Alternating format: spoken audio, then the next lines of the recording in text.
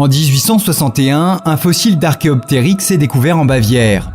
Acheté par le Muséum d'histoire naturelle de Londres, le curieux animal entraîne rapidement des débats houleux au sein de la communauté scientifique britannique. Certains pensent en effet que le spécimen est un dinosaure à plumes dont descendraient les oiseaux, alors que d'autres y voient plutôt un oiseau n'ayant aucun lien de parenté avec le clade Dinosauria. Un siècle plus tard, en 1964, John Ostrom découvre Deinonychus.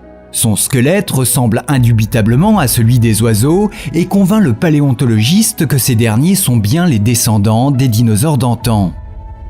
Au cours des années qui vont suivre, différents chercheurs vont approfondir cette théorie et mettre en évidence de stupéfiantes correspondances entre l'anatomie des dinosaures et celle des oiseaux. Dans les années 1990, des preuves fossiles viennent finalement corroborer les soupçons des scientifiques.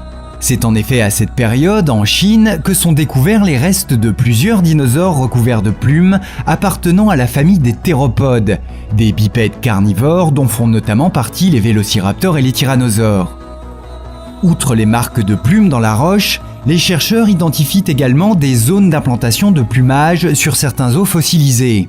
Les théropodes, ou tout du moins une partie d'entre eux, n'avaient donc rien des monstres reptiliens présentés dans Jurassic Park, mais devaient bien plus ressembler à de grosses volailles particulièrement agressives.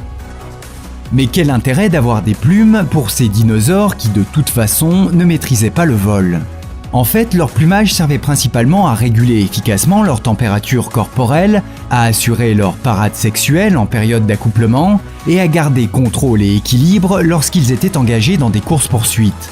Vous l'aurez compris, contrairement à ce qu'on a longtemps pensé, les premiers plumages n'avaient en réalité absolument rien à voir avec la maîtrise des airs. Pour ce qui est du nombre de dinosaures ayant effectivement été recouverts de plumes, les scientifiques ne savent pas trop bien quoi penser. Ils ont longtemps imaginé que cette caractéristique relevait plus de l'exception que de la norme et était limitée à la lignée des théropodes. Et puis en 2014, de nouvelles fouilles en Sibérie ont révélé que certains ancêtres herbivores communs à de nombreux dinosaures étaient eux aussi recouverts de protoplumes.